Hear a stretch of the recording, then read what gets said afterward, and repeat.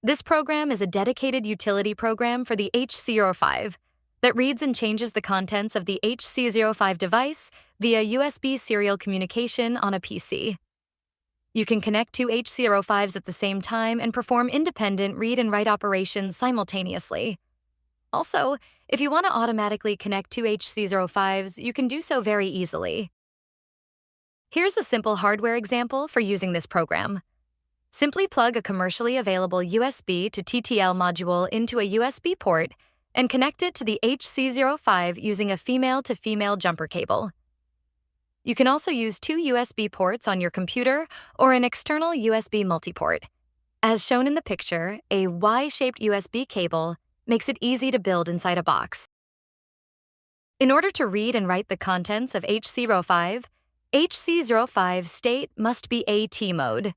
If you press and hold the button of HC05 before powering on, you can see the internal LED blinking very slowly. This state is AT mode, and now you can read and write using AT commands.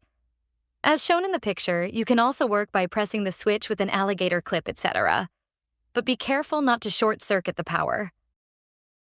If the HC05 is ready for AT mode, in the master section, open the communication port for master use. The port name may be different from the picture depending on the connection status. In any case, the port you open here will be the port for master use. You can use it as is, but it is recommended to factory reset the HC05 you are using before working on it. Run the factory reset menu in Menu Master. When the initialization mode is complete, the AT mode may be released.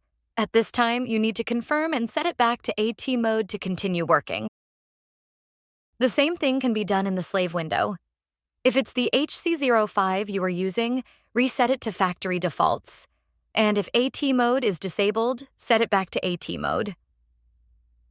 In fact, if it's not for manual pairing and is in standalone mode, the master and slave windows don't really matter. If you use the master window and the slave window independently, you can individually read HC05, modify the contents, and save them with the Save button, all in one series of operations. When used alone, it can be used freely in master mode, slave mode, any operation mode, or any setting. To automatically pair two HC05s, you must first read the master HC05 and the slave HC05. This is to check if the communication port is functioning properly and to prevent unnecessary errors. If both devices have been read normally, set the default BPS speed in the master window.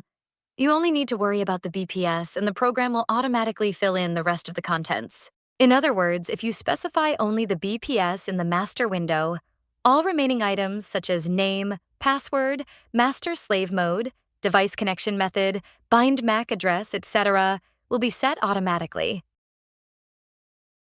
When you click the Create Auto Pairing HC05 button, the appropriate data will be set for each of the two HC05s.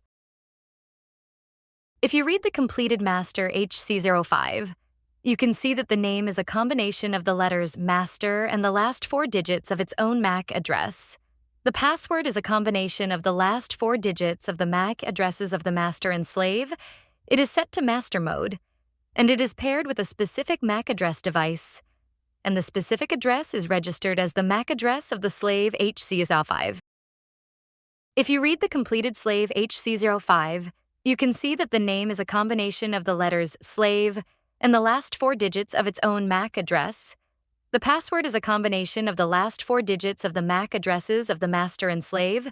It is set to slave mode, and it is paired with a specific MAC address device, and the specific address is registered as the MAC address of the master HC05. Now that the build is complete, let's test its operation. It will blink briefly, and once paired, it will blink slowly at the same time.